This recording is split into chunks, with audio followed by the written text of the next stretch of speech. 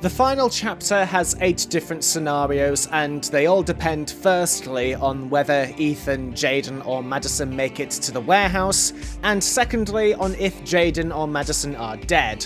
One of them is just no one showing up and Sean drowning, which doesn't need an analysis because it's just Sean dying.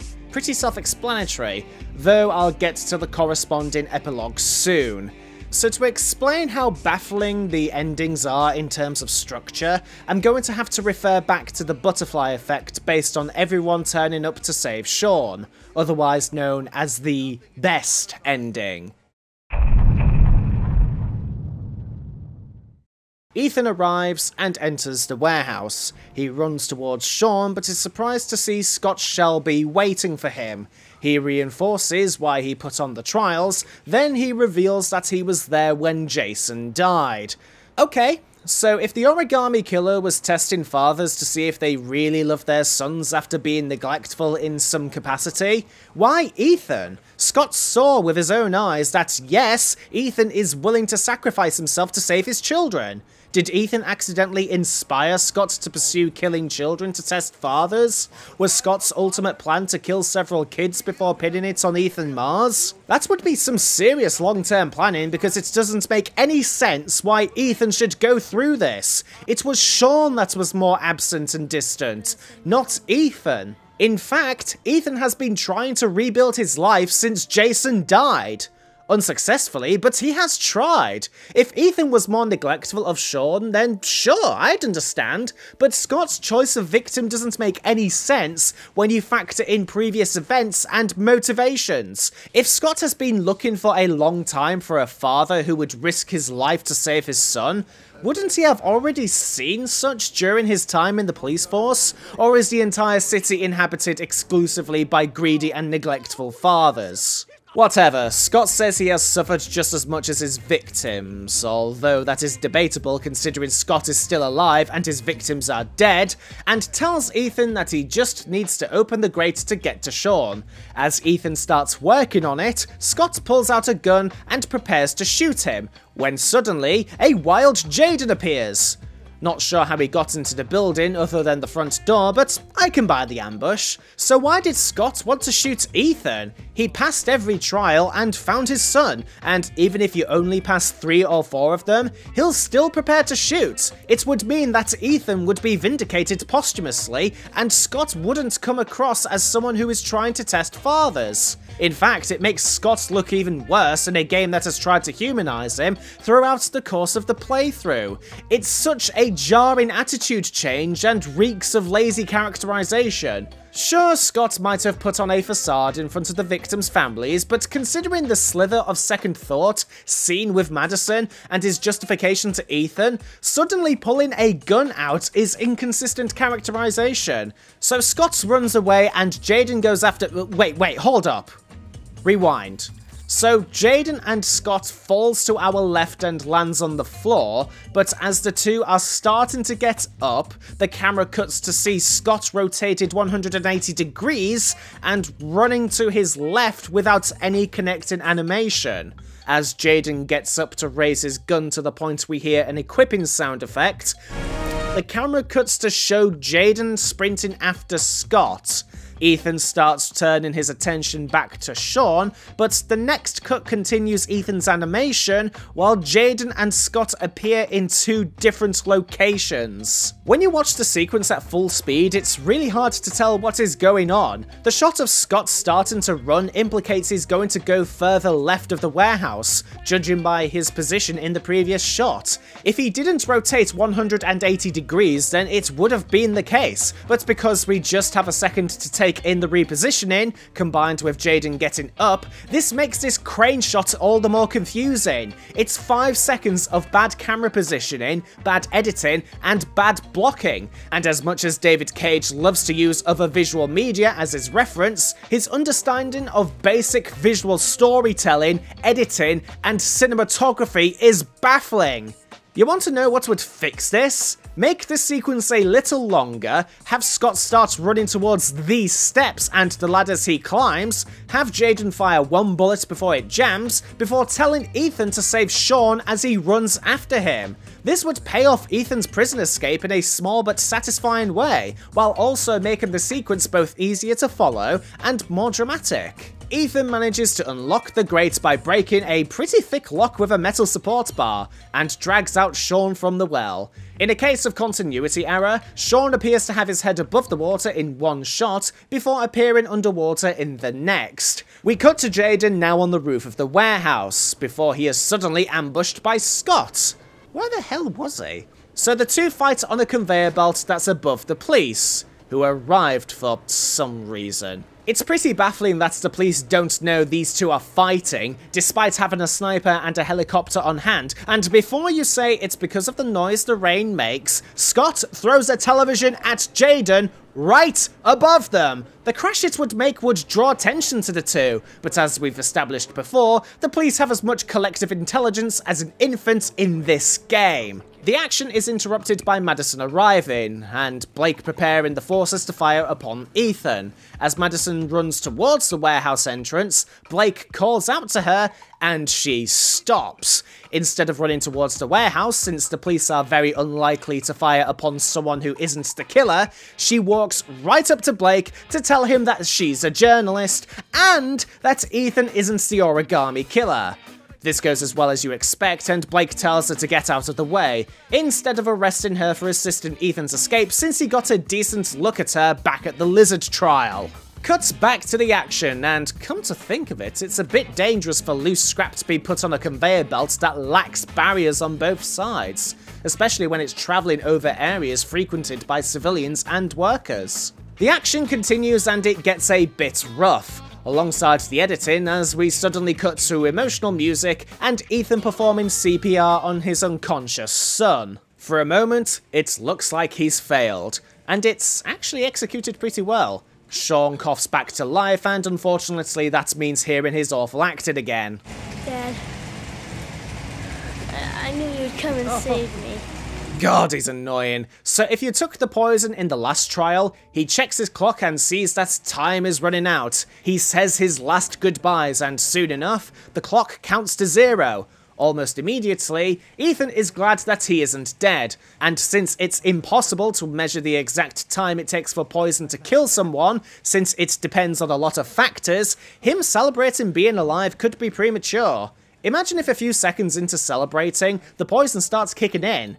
Entirely possible if it really was poison. Still, regardless, the immediate conclusion feels rushed. It feels like an editor decided to cut out a few seconds of silence as Ethan takes in the revelation due to time constraints. But since this is a video game and not film or television, the lack of its inclusion says more about Cage's directing abilities. Also, if Scott wanted to kill Ethan, why not use real poison instead of fake poison? Cut back to Madison as she is about to be dragged away by the police, but she elbows the officer away before running back to her bike. Instead of driving through the wide gap, she instead joyrides around for no real reason but to give the player an opportunity to fail.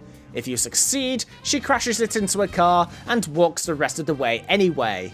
Why didn't Blake recognize her again since she arrived at the trial on a bike? So she gets inside and tells Ethan that the police will likely shoot him if he goes out alone, before giving him the bright idea to carry Sean out of the warehouse with herself beside him. She tells him that she has all the evidence he needs to be acquitted. Though what that evidence is unknown since some of it is just burnt down rubble, Baker and Paco are dead, and the only alive witness is a woman with Alzheimer's. Not a condition rated highly for reliable witness testimony. Ethan apologizes to Madison, who says it doesn't matter because Sean is safe, before it cuts back to Jaden. Some more fighting and some more bad editing where Scott suddenly stands up, and if you hit a specific quick-time event right, he falls over but grips on for dear life. He asks Jaden to save him, and if you do, the fight continues. Eventually, you grab a metal beam, and if successful, Scott falls to his death in the crusher below. Although I'm not too sure you can call it a crusher considering the wide gap between the two moving components. Jaden is safe, Scott is dead, and Ethan and Madison exit the warehouse together with Sean. While the action sequence in general is okay in terms of choreography, the way it awkwardly cuts back to two completely different situations with different tones is jarring. Scott takes a weapon away from Jaden, and as he's approaching him, it suddenly cuts to Madison. When it returns, it continues that approach as if nothing happened. Funnily enough, they almost got one of the cuts right, but once again it feels half-assed. Both Jaden and Scott fall down, so they're stationary, but it cuts so fast that it comes across as poorly paced. An extra second or an aerial shot of the two just lying down on the conveyor belt would have given the chapter a better sense of flow. So the game is completed. Ethan and Sean start a new life in another oversized apartment, which is kind of a weird trope of David Cage products that's more understandable in films and television than video games. Madison capitalizes on her experience with Ethan to publish a book. Jaden kicks his drug habit but is experiencing permanent damage from the Arry, and Lauren spits on Scott's grave while giving off a really bad performance. If Lauren is dead, then it's just a shot of his grave, and if you suffer through that awful romance and accompanying sex scene, Madison moves into the oversized apartment with Ethan and Sean. What happened to Grace? Aren't she and Ethan technically still married? Whatever, that's the end of the game. So before I look into the other variations of the chapter, I want to put key moments on a timeline. Ethan arrives first, Scott then arrives, Ethan starts opening the grate while Scott prepares to fire, Jaden arrives, Ethan saves Sean while the police likely prepare their position outside, and Madison later arrives. This timeline is going to be very important because I want you to understand why David Cage doesn't understand how the butterfly effect works, and to demonstrate, let's take Jaden out of the picture. This variation starts as you'd expect. Ethan arrives, runs to Sean, then immediately starts saving him. He successfully does so without Scott turning up and preparing to shoot him. Already we are seeing inconsistencies in the construction of the plot. It's likely David Cage wrote and directed the bigger moments like the action sequences and saving Sean before stitching together some dialogue with no thought into if it makes sense. Madison arrives at about the right time, just after saving Sean, since the structure of the previous variation could have all three sequences chronologically take place at the same time. Of course, Madison arriving raises a huge question, which I will get into shortly. Scott suddenly appears and congratulates him for saving Sean, once again contradicting the established timeline, and then tells him that because Madison knows who the killer is, he has to kill both of them. He successfully shoots Ethan before going after Madison. Instead of shooting her, he tries to grapple her, but she escapes and, hey! They do use that staircase! Why didn't Jaden and Scott use it previously? Anyways, Madison gets on the roof first, but before she can get any further, a wild Scott appears, who managed to find another way to the roof and ambush the woman much faster than it took for her to reach the roof. For Christ's sake, he's overweight and has asthma! So Madison runs away when Scott finally realizes he has a gun, but somehow forgot the skills he used in Kramer's house against professionals, and now shoots like a stormtrooper when put up against an injured journalist. He manages to hit her, but from the lack of any blood on her leg, it's really hard to judge if the leg injury she got was from tripping up, or if a bullet actually hit her. So Scott fires a load of bullets and misses at close range before realizing he is out of ammo. He throws the gun aside on the floor instead of in the water where the police won't be able to easily find it, and chases Madison up a crane. Holy shit, he just broke through solid glass using his bare fists! Not even Goldberg was able to do that without sustaining an injury, and even then it took him 5 tries to get through. So he pulls a metal bar out of his ass and manages to throw Madison back outside and onto the crane's arm. It looks like he's about to go for the kill, when suddenly...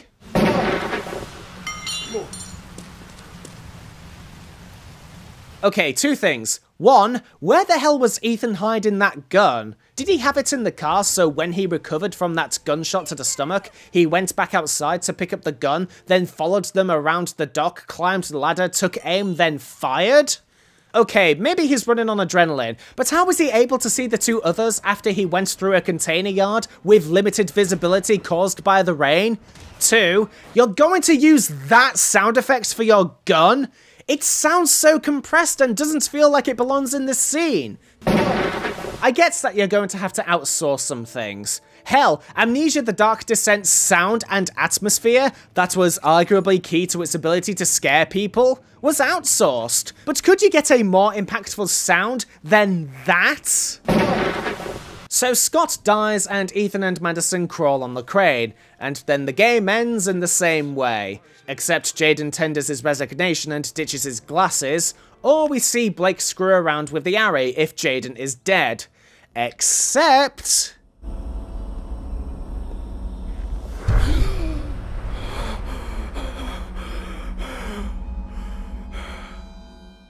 yeah, it's pretty stupid. So we can see that already some of the fundamentally established events in the original timeline are contradicted. Scott doesn't surprise Ethan before he starts saving his son, instead opting to do so after Sean is saved. Sorry, but by all logic, Scott should ambush Ethan before he starts saving Sean. You want to know how David Cage misunderstands the butterfly effect? At the end of the action sequence, Scott tries to swing and impale Madison with a metal bar before getting shot by Ethan.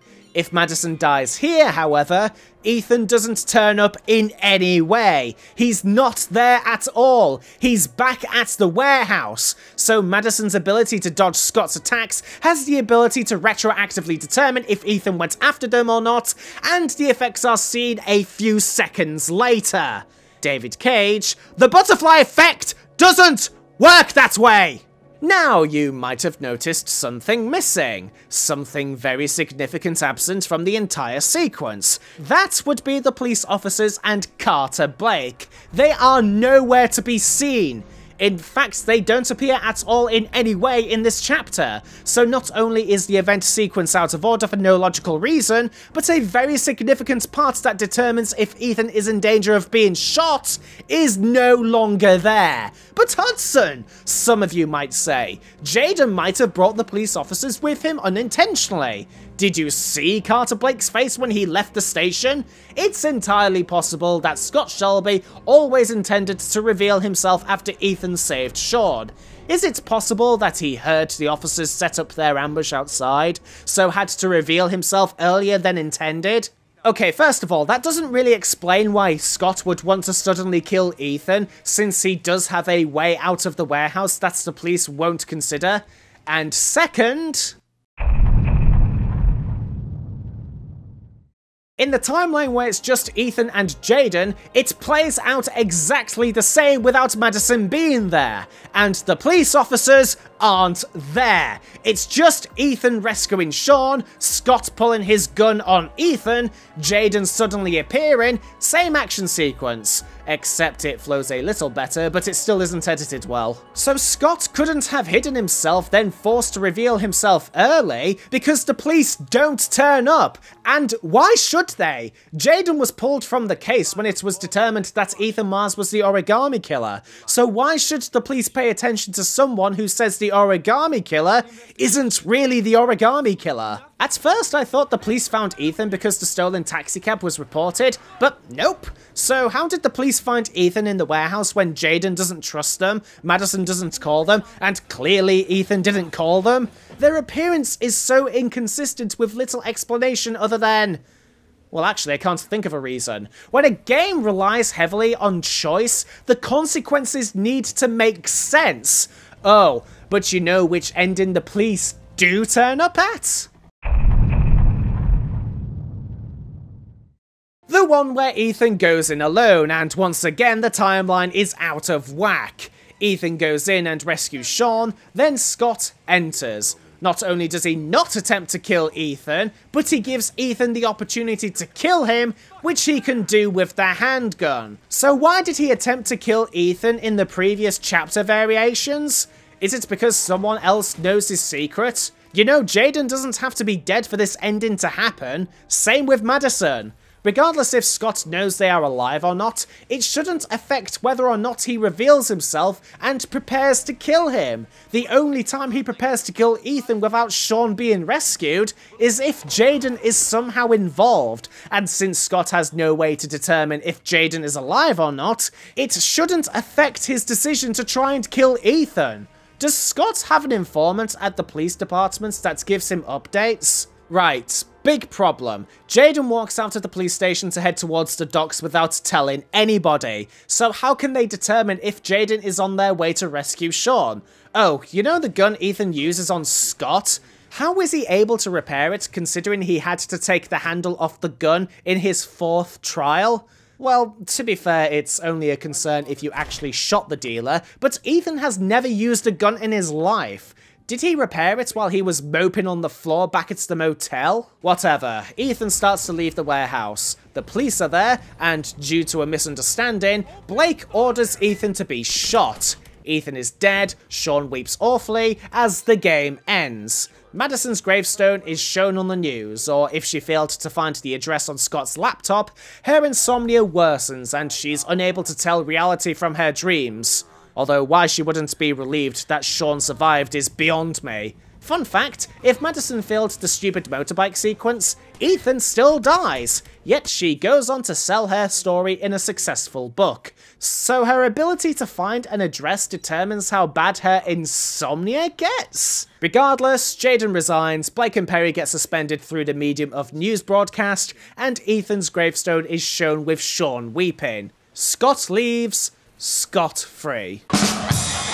Unless you save Lauren from drowning, in which she confronts you. She called the origami killer's victims' families, somehow, and they told her that they didn't hire Scott to investigate. Somehow, she gets it in her head that this must mean that Scott used the facade to collect evidence and wipe out anything that might connect him to the killings. Well, she guesses right, but even if Scott wasn't exposed on television as the killer, she still draws that conclusion. So instead of, well, I don't know, feigning ignorance and claim that the person who hired him said that they was a family member of a victim, he stands there with a stern face, essentially admitting that he did that. This happens even if Madison was killed before she arrived in the apartment, so the gas explosion wouldn't have happened. Or did he burn down the apartment anyway in an extreme effort to hide his past? He could claim a gas explosion or arson destroyed his apartment to Lauren, not just straight up admit his crimes without saying a word. Pin the explosion on Kramer! He tried to kill the two of them already! Oh, and she pulls a gun out of nowhere and basically kills him in the middle of the street. You get this ending if Scott kills his opponent of choice, by the way. Jesus Christ, I didn't think analysing the different variations of the chapter would take this long, but when the timeline is entirely dependent on which playable characters arrive at the scene instead of logical factors, the flaws in character and event consistency show themselves from space! Fortunately, all the endings featuring Ethan are covered, so we only have 3 more to examine, and since Shelby's action sequences and most of the epilogues are covered, it's going to be a lot easier and a lot quicker to cover them. Let's see what happens if only Madison and Jaden arrive on the scene. It gets unbelievable when compared to the above endings pretty fast. Because Madison arrives first! Sorry, no, that shouldn't be the case! The previous sequence that featured Jaden and Madison together had Jaden arrive way before her, and logically that should be the case here! Okay, I would be forgiving if Jaden solving the puzzle correctly could determine what time he arrives, like he sets off later because Madison's call helped him since he couldn't pinpoint the killings, but no! Madison always arrives first with no variation! Madison arrives, and as she's about to start rescuing Sean, Jaden arrives to ask if Sean is okay. Scott, understandably not happy that Ethan isn't there, starts attacking the two. You know which action sequence you get in this ending? You get Madison's! Even though Jaden is an experienced member of the FBI, a quick kick knocks him out long enough for Madison and Scott to get to the roof. Scott had every opportunity to shoot Jaden, but again opts not to do so. Also, Scott runs out of ammo at the exact same location, and this is not determined by how many bullets he fired, even though he logically should have one more bullet since there was no Ethan to shoot. At least make the effort to at least animate the gun jamming if you don't run out of bullets in the allotted time. The scene where Scott chases Madison and Jaden saves Sean is once again atrociously cut together, although I do think the cut when Madison tries to lock herself in the crane's controls was a decent cut. Jaden saves Sean. Wait, he used his gun to break the lock? Isn't that extremely dangerous, especially at close range? Why didn't Ethan do the same thing, since he has a gun on his person? Anyways, Jaden saves Sean, and if Madison survives long enough, he shoots Scott. Some of the same questions arise, like how Jaden was able to find Scott and Madison in torrential rain and through a container maze still exist, except you replace Ethan with Jaden, but now I'm just repeating myself. Ethan's name gets cleared and he is let out of his cell, or you start a new life in that oversized apartment. So, regardless of what happens, does the divorce still happen? Grace is there to see Ethan get let go and bring Sean to see him, but is she still upset about what happened to Jason? Are they on friendly or speaking terms? Some closure on this would be nice. If Jaden goes in on his own, the timeline once again goes all over the place, with Jaden saving Sean in the same way as before, and Scott arriving after he is rescued. Ideally, if we were being consistent with arrival times, it should be Scott waiting out of sight and immediately ambushing Jaden. Cue action sequence before Jaden returns to save Sean. It would mean that Scott is doing his damnedest to ensure only Ethan can save Sean. That is his ultimate goal after all, to find a father that would endanger himself to save their son. It should be noted that while Jaden is chasing Scott, he calls Carter Blake and tells him to get his ass over to the warehouse. So why not have it so Jaden saves Sean after the action sequence? Well, they save it for Madison, even though it endangers Sean even more since he's drowning pretty much from the second Scott enters the picture. Not that the animators bothered conveying that. Madison arrives and Scott soon follows, confirming that, yes, he thought she died in the explosion. So with no backup from the two men with guns, she has to fend off Scott herself, and successfully does so by impaling him with that metal bar. Bit cartoonish, but alright. Scott is dead, but she remembers what she came here to do, and saves Sean the same way Ethan does. Except we get a view of the well itself, and bloody hell, how deep was that well? Sean was already floating when he was kidnapped. The boy's got some serious endurance. Sean is safe, cue appropriate ending, and cue the credits. You know the worst thing about replaying the ending over and over again? You can't skip the credit sequence. When you look at the bigger picture, the only chapters that determine the ending you get are really isolated to 3 chapters.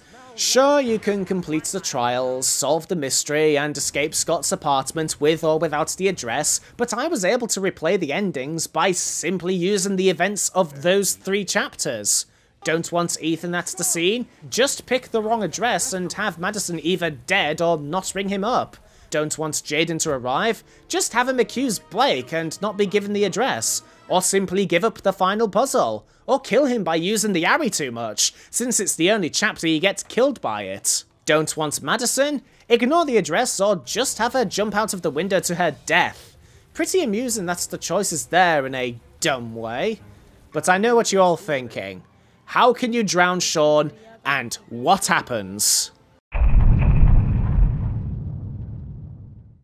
Sean can drown if Madison dies and no one else arrived, or if no one shows up to save him. You get the insomnia ending for Madison, a variation of Scott walking down the street, and if Jaden is alive, you see him hallucinate without the Ari glasses. He's become an emotional wreck as he talks to himself. Literally. Then he overdoses on tryptocane and dies. Pretty depressing, but it is an appropriate end considering his entire backstory. As for Ethan, you get to choose where you commit suicide. If Ethan chose the wrong address, then he blows his brains out in a motel room somewhere. It could be his home, but that's not what bothers me. Why does he have origami figures scattered around the room? If Madison or Jaden didn't tell him or indicate that he wasn't the killer, then I'd understand. But in this playthrough, he's told he's innocent. It would have been a nice detail to add if he thought he was the killer right up to the last moment of his life. If Ethan was arrested, then he is framed for the killings, and hangs himself in his cell surrounded by origami. Again, I wish the origami's existence was determined by if Ethan was told he's not the killer.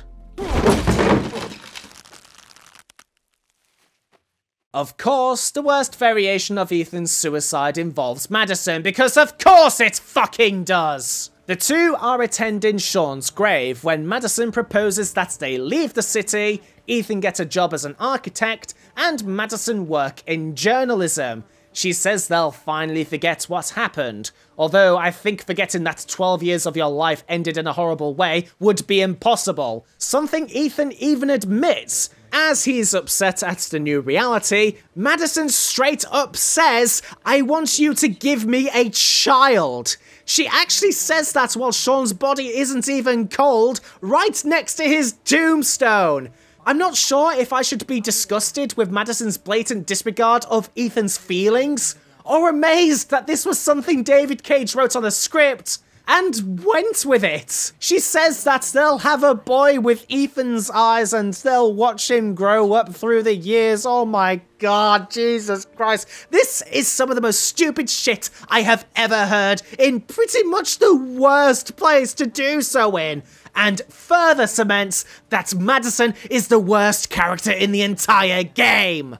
Ethan sends Madison away, and as she's not looking, he pulls out a gun. Madison tries to stop him, but too late.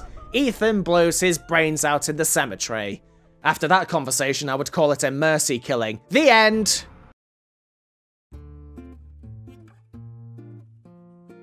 Boy, what a mess. For a game continuously praised for its narrative, with Game Informer saying that it raises the bar for video game storytelling, actually looking at the story as a whole presents glaring problems, both big and small.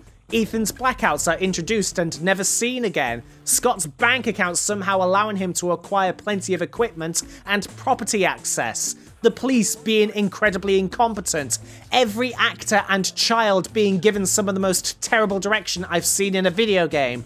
Everything about Madison's existence, and the inconsistency between the endings. The best comparison I can give the story is the Rookie story in Halo 3 ODST. When you really look at it, it's just a guy picking up some stuff and moving on. But while that game appropriately chopped up its narrative to give a more fulfilling experience, Heavy Rain chops up its chapters because that's what highbrow movies and stories do, in addition to hiding some of the glaring plot holes. Remember, Madison found Ethan at the Lizard trial without following him. If she did follow him and just waited for him to come out, that would have been fine, but by having her arrive at the tail end of the trial, it creates a huge plot hole. People call the storytelling in Heavy Rain art, but to be honest, I don't know why.